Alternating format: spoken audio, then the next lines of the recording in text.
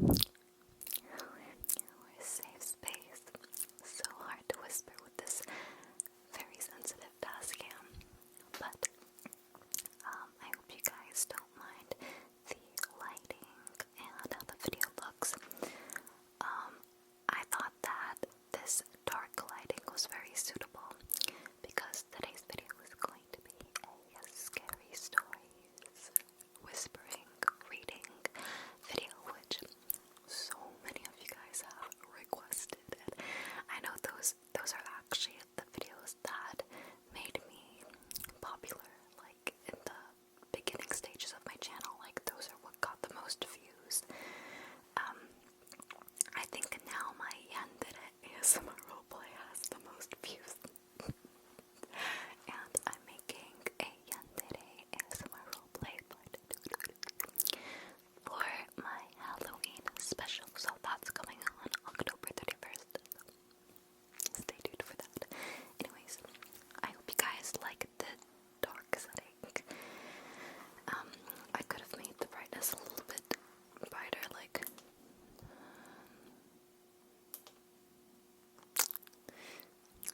but I don't know. What do you guys think? This is like the darkest, and I was like, the darkest is the best because it's the scariest.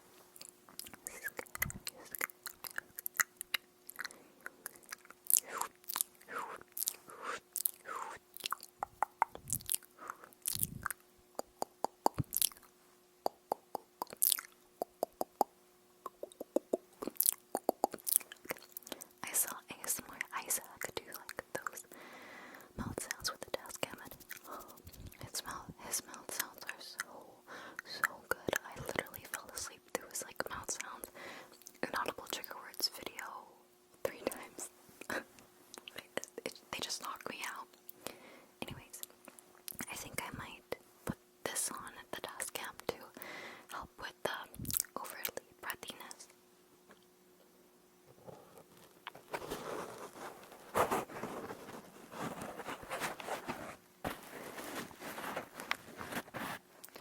Like this, like this. I think that it's still really tingly, right? Is it okay for you guys?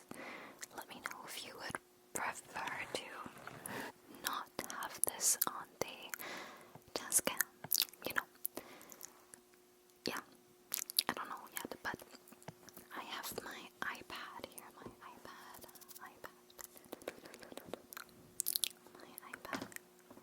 Oh god, I forgot to close my closet. It's wide open, let me close it.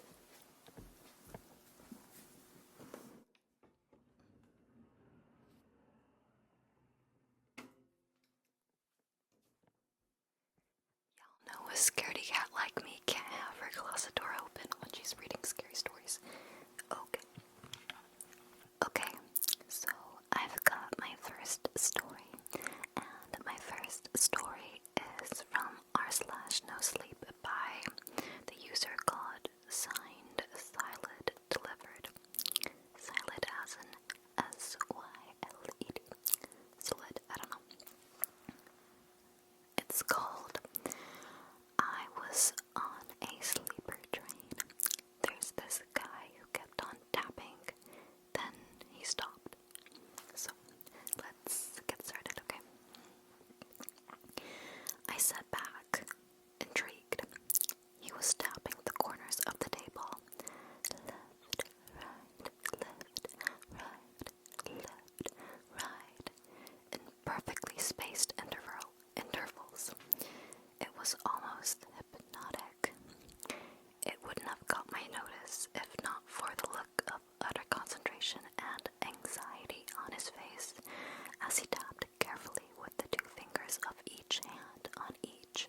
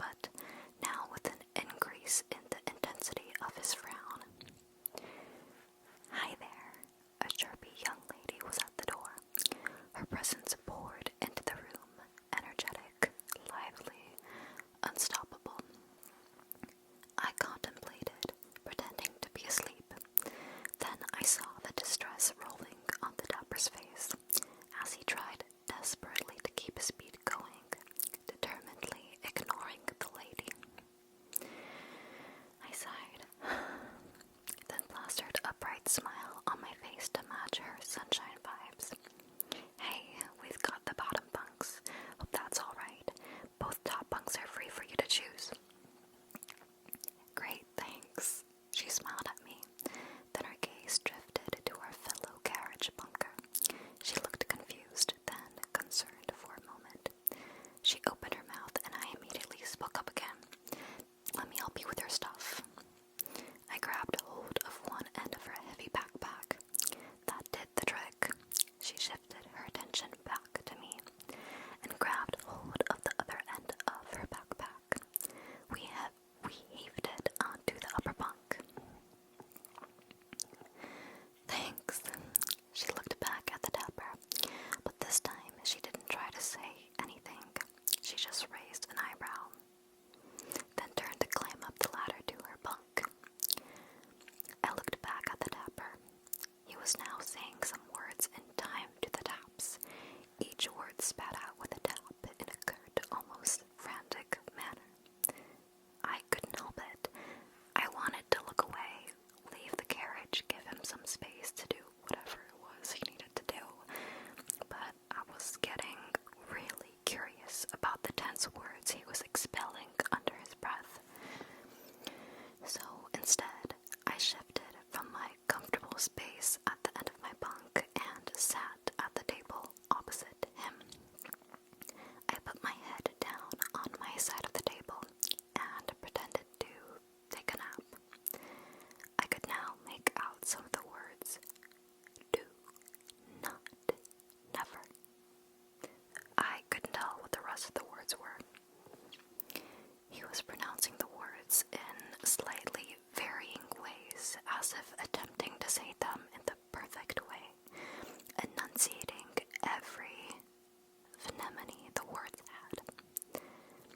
I kept my head down, just listening to his words and taps, and without realizing, somehow drifted off. I don't remember what I was dreaming about, except for the last scene.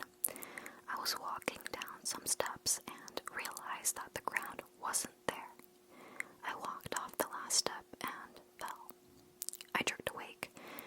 I must have startled him. He stopped his tapping.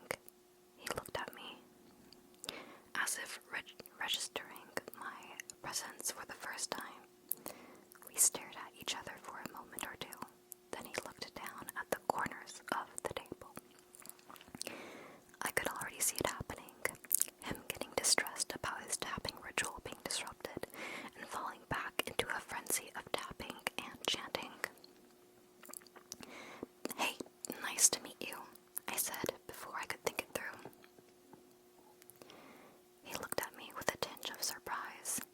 In the bunk above him, the lady turned to her side and looked curiously at our interaction. Hey, he said, softly, looking nervous and uneasy.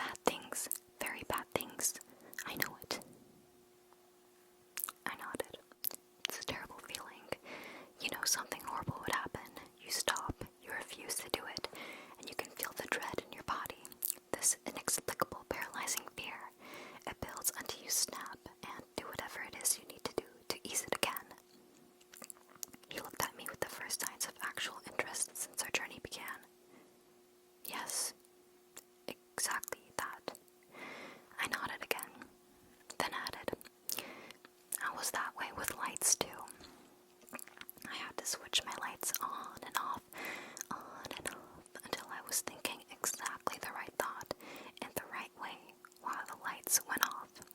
Otherwise, I was convinced horrible things would happen. I smiled gently at him. But one day, it got too much for me. I didn't want to live my life repeating my actions over and over to ward off some unnameable event. So I just stopped. I switched off the lights while thinking a bad thought, sat down, felt the fear come crashing down on me. I felt like I was suffocating with fear, with horror, with this intense dread that convinced me that I would deeply regret not getting things just right, that I had somehow caused some horrible destruction. I looked up at him. His expression was unreadable. But nothing happened, I continued. Nothing bad happened, even though it felt so real. It felt like it was going to happen. He stayed silent. I cleared my throat nervously. I worked with others too, who had these issues. When I was a psychologist, they felt these things too. The fear, the terror, the urge, the need to do whatever their fear was telling them to. I trailed off. His expression was becoming a familiar one. He was frowning. He seemed to be finding the right words to say.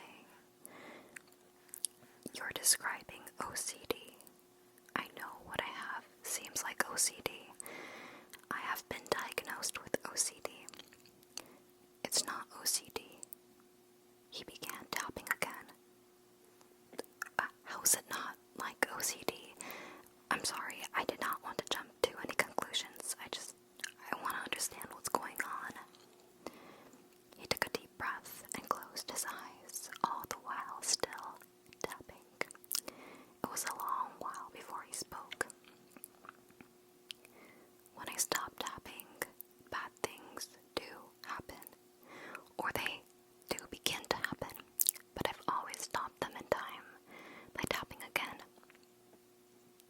Could you tell me more? Tap, tap, tap.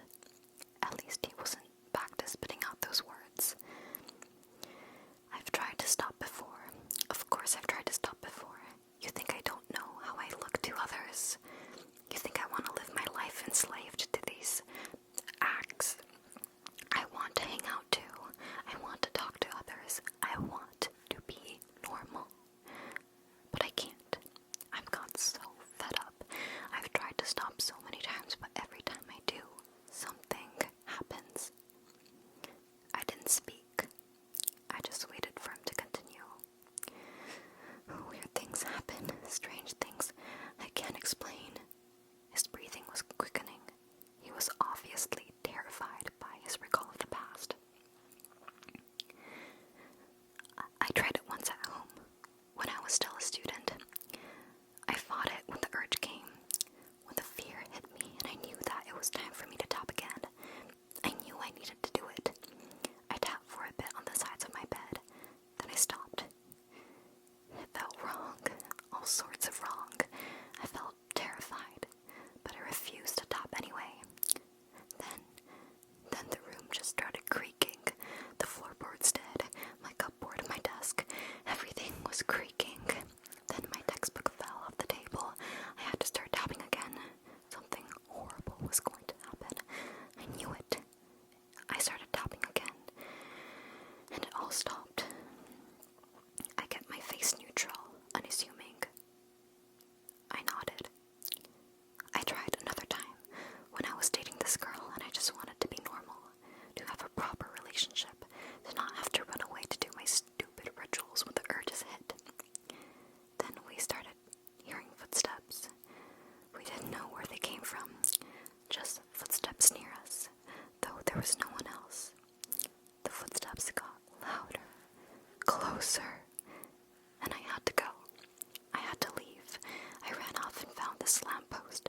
It felt right. I started to tap on the sides of it, and it stopped. The footsteps stopped. I was starting to feel a little bit unnerved. That must have been terrifying. It was tough enough for me to stop, having those things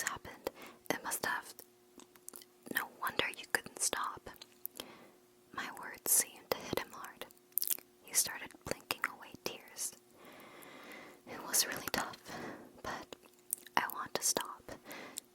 I want to so badly to stop.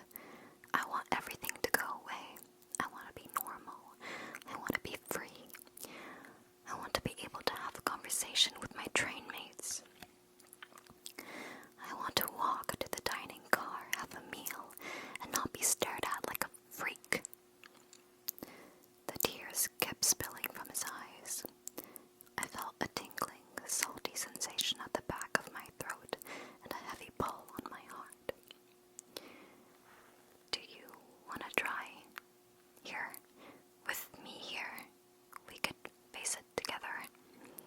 His tears gave way to proper sobs. I didn't know what to do. I just sat there looking at him silently. When his sobs subsided, he lifted his reddened eyes and regarded me for a while. I do want to try. Please, maybe it'd be better with someone else around. I let out a small sigh of relief. I was hoping he'd be willing to try. I couldn't deal with the thought of him going about his life, living the way he did. I just want to point out another thing that could help us along, I said. He watched me expectantly. It can really help to think of what's the worst thing that could happen, then compare it to your life as you're living it now, and be okay with the worst thing that could happen, to rather face that possibility than live as you're living now. He seemed uncertain, scared. For me, it worked. I thought, well, the worst that could have happened would have probably been someone dying, the world ending, severe injuries and whatnot, and I realized I'd rather just let it happen, get it over and done with, than to keep doing these gestures, these repetitive actions, being slave to my fear. I needed to be done with, whatever the cost. He considered my words with a grave expression. Then he nodded. I'm willing. It's been too long. Too much. It's not allowed me to have a proper life. I smiled at him. Then let's do it. He looked at me, still tapping the sides of the table. Then his jaw tightened, and he nodded. A few moments passed before he stopped tapping. He put his hands flat on the table. We waited. The first few minutes seemed to take an immense toll on him. His face was pale, and cold sweat beaded his face. His breaths were shallow and quick. More time passed, and he seemed almost ready to relax. Then the lights in the carriage flickered. He seemed to almost jump out of his skin. He reached out his hands to the corner of the table, but I grabbed them and placed them back on the top of the table. I pressed them down for a while, then let go. He had to do this himself. The lights went out. I took a few deep, calming breaths.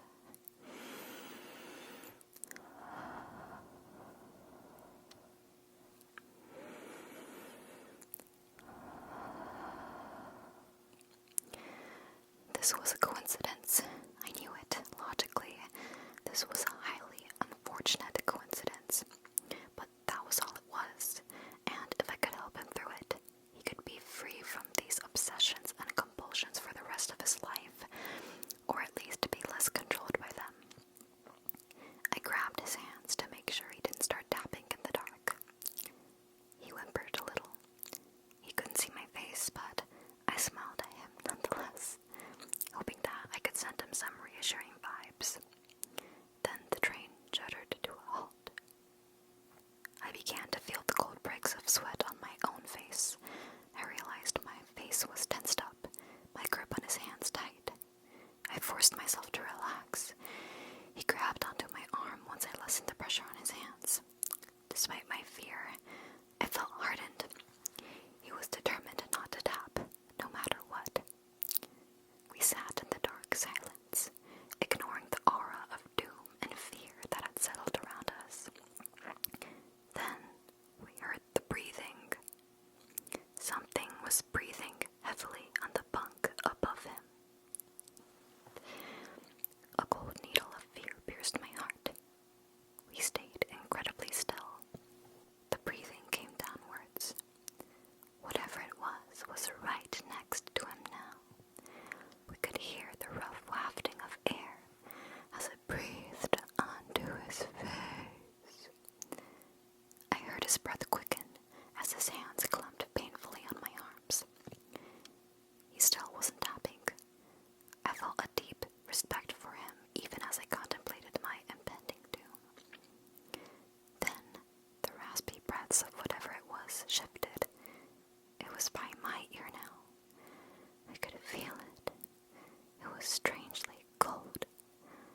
Every time it breathed in, there was a wet, rattling sound. When it breathed out, my ear was grazed by a sharp, cold gust. It stank. It had a horrible, rotting stench about it. But still, we grabbed hold of one another's arms, refusing to let go, refusing to tap. I don't know what came over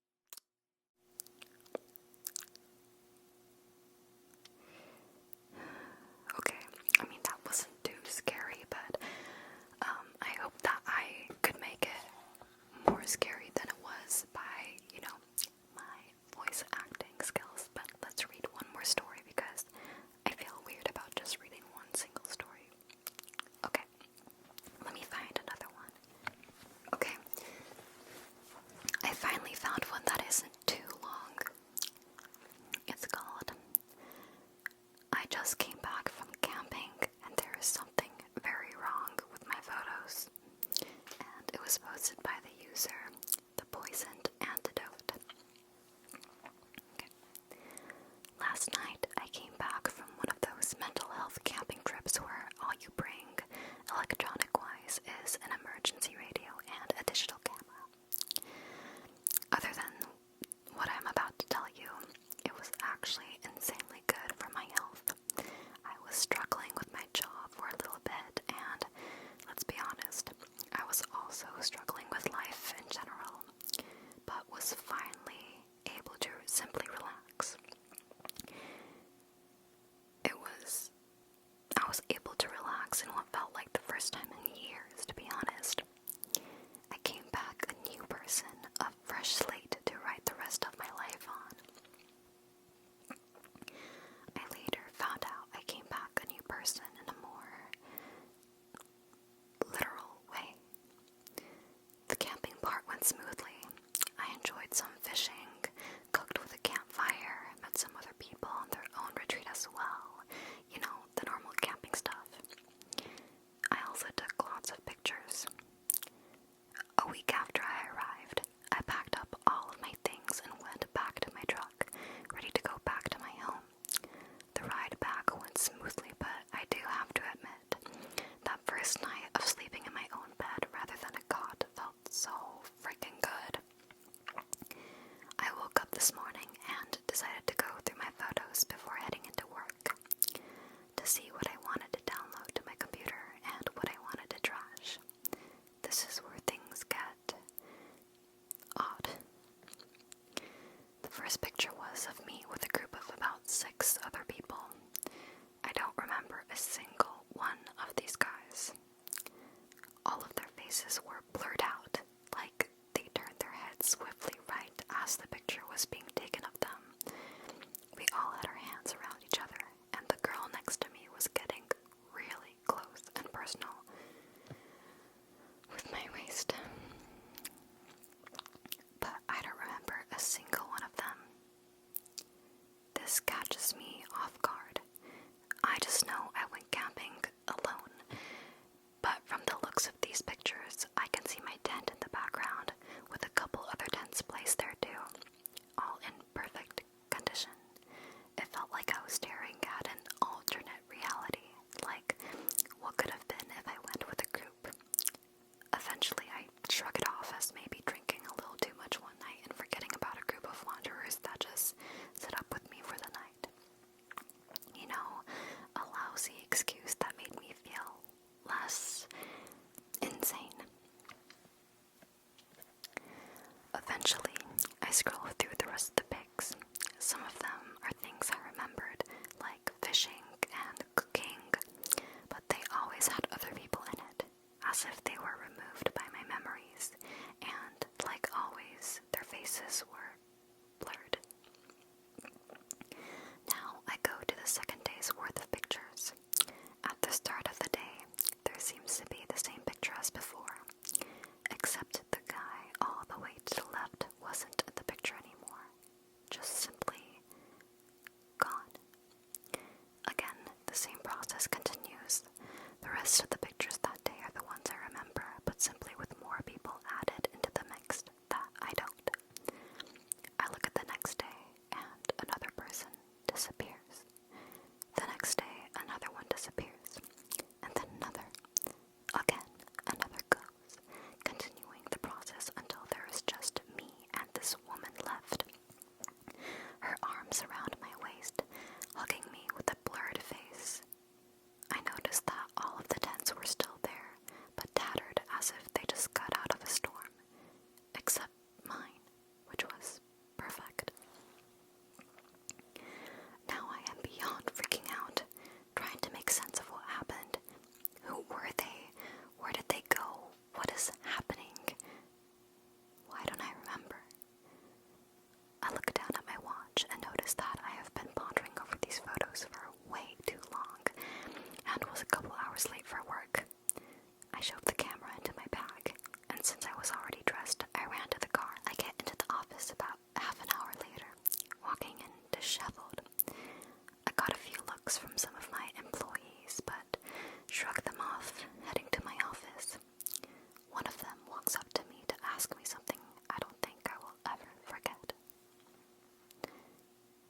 is your wife? My wife? Yeah, her and the rest of the management. You guys all went on a retreat, and you're the first one to come back. I look up at my desk and notice a picture with all 7 of us from the original photo. I quickly open up my camera and go back to the first photo, matching the bodies up with each other to confirm their identities. Sure enough, they were the management that I worked with, but I still did not remember a single one of them. I scroll to the last photo I have taken and see me, only me, and a blurred bodies hanging suspended from trees behind me, with their heads all forcefully bent in a 90-degree angle. I notice that my hands were both well within view of the picture as my blood went cold. Who was taking all of the pictures? Oh my god, that literally gave me shivers and goosebumps throughout my whole body. Was he the murderer? And maybe he has a split personality disorder that he just so he doesn't remember, or he just couldn't believe that he was the one who did it, so he tried to purposely erase his memory. Okay, let me read the comments. Well, you're fucked. Get a good lawyer. Whoa, creepy. You'll have to figure out who did it. Who did what to whom and why. That shit is creepy as hell. Would love an update. Oh, there is such thing as a photo timer, but it wouldn't hurt to find out how many people were supposed to go on the retreat. The 7 of you, or one more. Damn. Oh man, I thought you were just camping with photogenic ghosts. Turned out you had a psychotic breakdown and murdered everyone. Tough break. Yeah, that's what I think as well. I think he's the one who murdered every single person, but he just doesn't remember. Or he literally is just trying to purposely erase his memory or just not remember it. His mind just blocked it